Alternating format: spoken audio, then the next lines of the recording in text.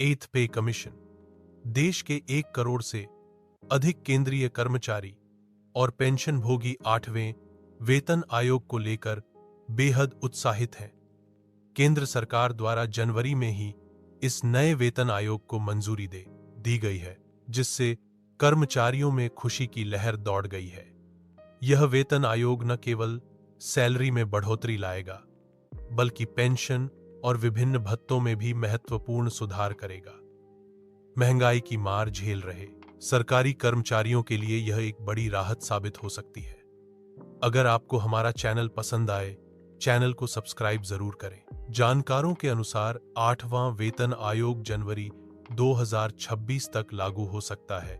हालांकि इसमें कुछ देरी की भी संभावना है, लेकिन कर्मचारियों को चिंता करने की आवश्यकता नहीं है, क्योंकि यदि कार्यान्वयन में देरी होती है तो उन्हें एरियर का भुगतान किया जाएगा। यह सुनिश्चित करता है कि कर्मचारियों को उनके वैध हकों से वंचित नहीं रहना पड़ेगा और वे अपने बढ़े हुए वेतन का पूरा लाभ उठा सकेंगे। नए वेतन आयोग के कार्यान्वयन की समय सीमा डियरनेस अलाउंस केंद्रीय कर्मचारियों को कब मिलेगा? 5 साल से अटका 18 महीने का बकाया महंगाई भत्ता।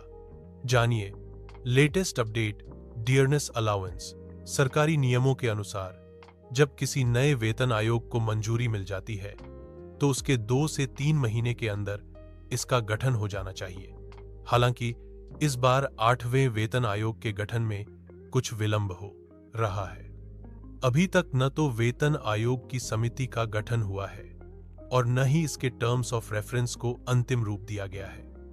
ये टर्म्स ऑफ रेफरेंस ही आगे चलकर कर्मचारियों की सैलरी, पेंशन और भत्तों में संशोधन का आधार बनेंगे।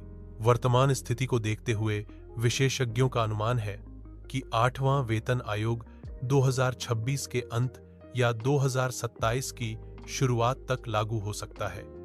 7वें वेतन आयोग का उदाहरण देखें तो डॉक्टर मनमोहन सिंह की सरकार ने 2014 में इसकी मंजूरी दी थी, लेकिन यह 1 जनवरी 2016 को लागू हुआ था।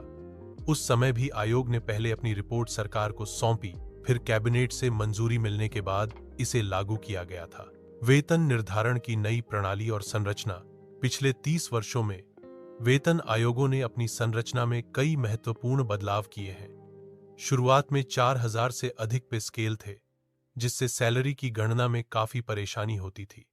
6ठे वेतन आयोग ने पे बैंड और ग्रेड पे की नई प्रणाली शुरू की, जो काफी सरल और व्यवस्थित थी। इसके बाद 7वें वेतन आयोग ने 24 स्तरों का एक पे मैट्रिक्स तैयार किया, जिसमें हर एक सेल एक अलग सैलरी को दर्शाती है।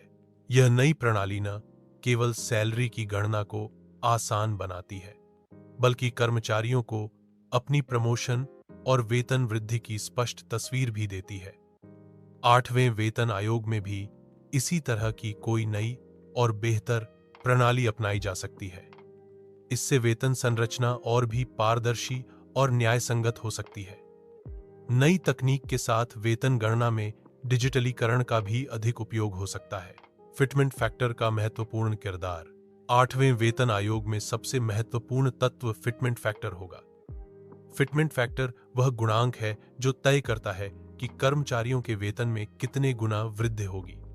7वें वेतन आयोग में 257 का फिटमेंट फैक्टर निर्धारित किया गया था, जिससे कर्मचारियों के वेतन और पेंशन भोग